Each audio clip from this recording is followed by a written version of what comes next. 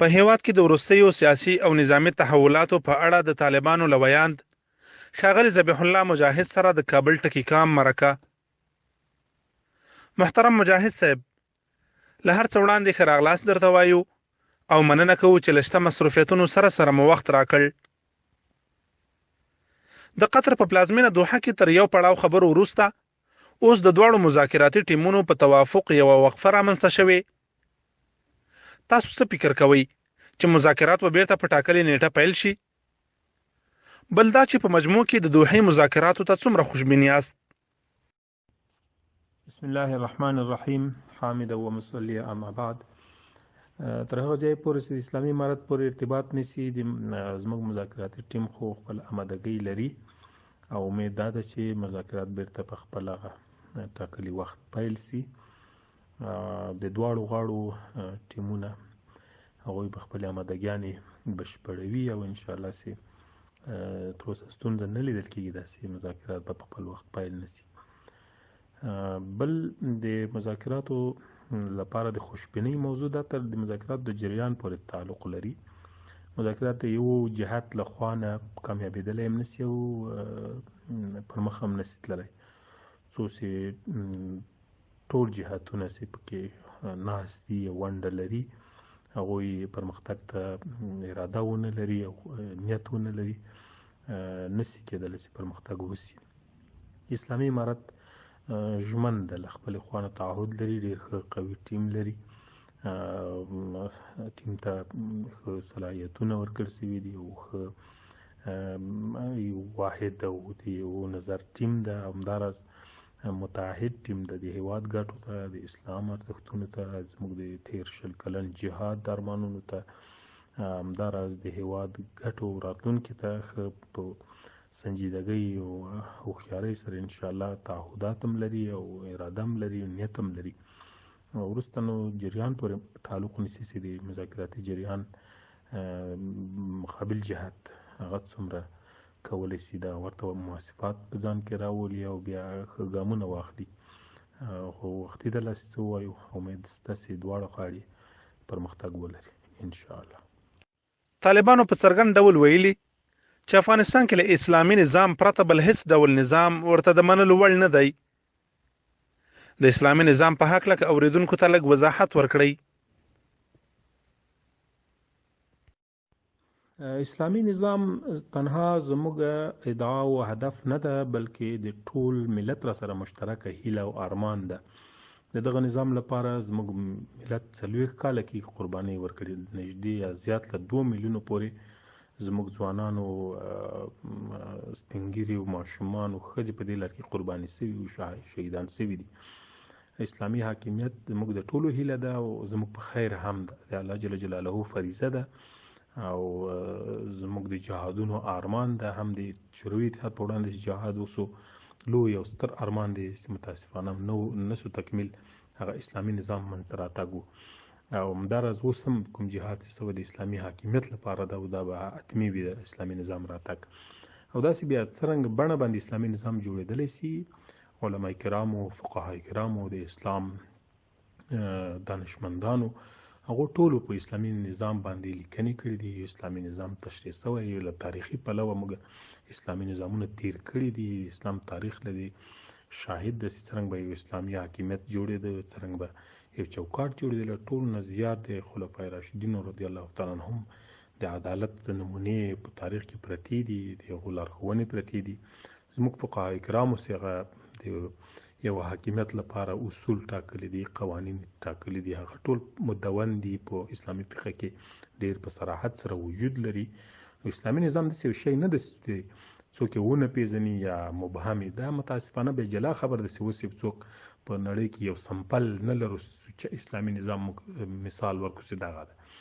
دا بیا یو جلا ستونزه ده د امت او د اسلامي ملت او د مسلمانانو. ولې داسې موږ مبارزه ورته کړې ده، ډېره درنه قربانۍ هم ورکړي د اسلامي نظام دپاره هم کړې، هغه په فقهای کرامو په اقوالو کې ډېره ښکاره او تعریف شوې او واضح ده. کله چې زموږ هغه مرحلې ته رسېږو چې نظام جوړوو، زموږ علما په خپله په هغه باندې تشریحات لري، توضیحات به لري، جزئیات او کلیات به وایي او د افغانان به ټول هغه ان شاء الله هم اوري هم به پوسی هم به بڼه او نوعیت باندې آگاه کړی سي ان شاء الله. محترم مجاهد صاحب، په دې وروستیو کې د هیواد په بیلابیلو برخو کې د خبریالانو او مدني فعالانو د ترور لړۍ پیل شوې. ستاسو په نظر دغه ډول مرموزې هدفي وژنې څوک او ولې کوي؟ بلې متاسفانه د هیواد په مختلفو سیمو کې بې ګناه خلک او ملکي افغانان او د بیلابیلو طبقاتو خلک او متخصصین یا مثلا علما، دانشمندان، استادان، ژورنالیستان، مدني فعالان، ځینې نور داسې خلک چې هغه سیاسي یا نظامي حالاتو کې فعال نه و هغه وژل کېږي. موږ یې وینو شاهدان یو په ځینو برخو کې، خو عوامل هم ډېر ښکاره دي. هغه کړۍ چې غواړي افغانان او افغانستان لا هم وځوروي، دلته د جنګ او بدبینیو کچه لوړه کړي، هغوی دا کار کوي د دې تر شا دي. موږ دقیق معلومات ترلاسه کړي چې د کابل ادارې د استخباراتو یا دوی چې ملي امنیت ورته وایي د هغه په بدنه کې دننه د 40م ریاست یوه برخه دې ته ځانګړې شوې ده چې هغوی دغسې وژنې وکړي. دا راپورونه موږ ترلاسه کړي وو او یو اعلامیې په ترڅ کې مو څو میاشتې وړاندې خپاره هم کړه چې دغه بېلابېل اقشار پرې باندې خبر هم وي او متوجه هم وي. بیا موږ ځینې اشخاص ونیول چې ځان ظاهرا داعش ته منسوباوه، ولې د دغسې وژنو تر شا یې لاس درلود، په ترورونو کې لاس درلود او هڅه یې کوله چې ځینې خلک د کابل ادارې د استخباراتو په هماهنګۍ او همکارۍ او نښه کېدو باندې له منځه یوسي. دا هغه کړۍ داسې روانه ده، لا به هم روانه وي زموږ په ګمان. مخامخ د کابل ادارې استخبارات په دې کې لاس لري، غواړي جهاني توجه ځان ته راجلب کړي، کابل خصوصا او یا لوی ښارونه د محراق د توجه لاندې وساتي چې نړیوال ورته متوجه وي، په اړه اندېښنه ولري. دوم دا د چې یو نوه هغه خپل مخالفین هم چې ظاهرا د دوی هغه بڼې د نظام او فساد او رشوت او اختلاس او ظلم غندي یا بد پې وایي، دا هم له منځه صحنې نه لرې کړي. او دریم داسې د اسلامي امارت په وړاندې باندې هم پروپاګند ایجاد کړي. پروپاګند یوه نښه یې دا ده چې کله هغه برید لا نه وي سوی یا زمان ډېر کم دوی بیا اعلان وکړي چې دا ګنې د اسلامي امارت مجاهدینو کړی، هغو ته یې منسوب کړي، بې له دې چې په دې باندې تحقیق کړی وي. دې نه معلومېږي چې دوی مخکې له وخته همداسې یو هدف وسیلې نه په استفاده باندې پروپاګند دپاره وسیلې جوړوي، نو د اسلامي امارت په ضد باندې پروپاګند کوي. دا خلک ډېر واضح معلوم دي او ډېر ښکاره دي چې د کابل ادارې په امنیتي ارګانو خصوصا د استخباراتو په بدنه کې دننه حتی د ارګ تر مرستیالانو خصوصا لومړی مرستیال چې کوم ده دا په خپله په دغسې طرحیو کې لاس لري. دغه طرحه د پیاوړې جاسوسۍ او د استخباراتي فعالیتونو یوه ډېره مهمه بڼه بولي او د همداسې کار دپاره دوی روزل سوي دي. دا به لا هم متاسفانه دوام کوي. هیوادوال باید ورته متوجه وي، دقیق وي، هوښیار وي او خپل دښمن وپېژني. په دې وروستیو کې د هیواد په بیلابیلو ولایتونو کې ټولګټې تاسیسات او د ملت شتمنۍ تخریب شوي. طالبانو خو په واضح ډول ویلي چې د ټولګټو پروژو ساتنه ورته لومړیتوب لري. ستاسو په اند دغه ډول کړنې څوک او د څه لپاره ترسره کوي؟ بې له شکه چې اسلامي امارت ټولګټې تاسیسات ساتي او د هغو ساتنه خپله وجیبه او وظیفه ګڼي. دغه څه تاسیسات چې دي د ټول ملت حق ده، د ټول ملت د بیت المال حصه ده او هغوی مسؤولول او ساتل د هر مسلمان او هر افغان وظیفه او دنده جوړیږي. کوم کارونه چې موږ متاسفانه په دا 20 کالونو کې ولیدل، ګڼ تاسیسات د کابل ادارې لخوا داسې د امریکایي اشغالګرو لخوا د هغو د بمبارونو په وسیله باندې له منځه لاړه. مثلا موږ ولیدل مدارس وران سول، مساجد وران سول، ښارونو ته زیانونه ورسېدل، ورسره کورونه د مسلمانانو ویجاړ سول، کښتونه، باغونه، حتی مکاتب، کلینیکونه، په دې ټولو باندې بریدونه وخت په وخت شوي دي او قصدي بریدونه او عملي بریدونه.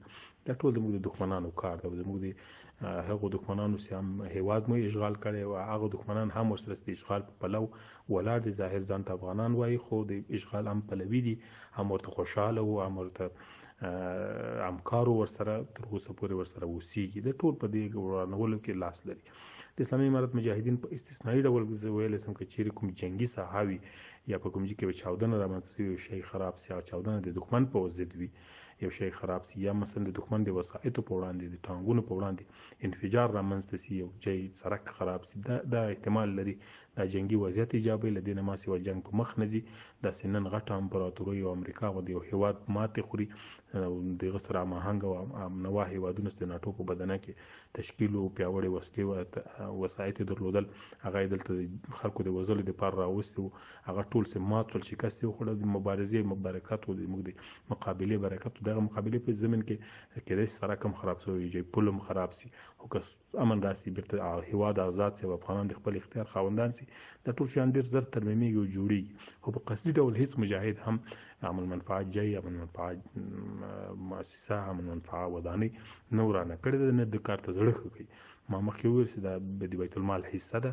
د افغانانو مشترک مال ده د دې ساتنه او محافظت زموږ د هیواد د هر وګړي وظیفه ده او موږ هم د دې وګړو له جملې نه یو او د دې ساتنه به کوو او متاسفانه دې موضوع نه کله کله پروپاګند په ډول استفاده کیږي ځینې خلک یا ځینې کړۍ حتی ځینې استخباراتي ارګانونه داسې پروپاګند په لاره اچي چې ګنې اسلامي امارت مجاهدین به د تاسیساتو ضد وي عامه تاسیسات به خرابوي او په دې مورد باندې موږ دریځ ډېر واضح ده او هیوادوال انشاءالله په دې پوهېږي چې موږ د تاسیساتو ساتونکي یو د دې هیواد ساتونکي یو د هیواد په سر مو قربانۍ ورکړي دي او هره برخه د دې هیواد موږ ته قیمتي او ارزښتمنه ده مننه کوم له تاسې نه هم چې موږ ته مو وخت راکړ او مرکه مو راسره وکړه سلامت اوسئ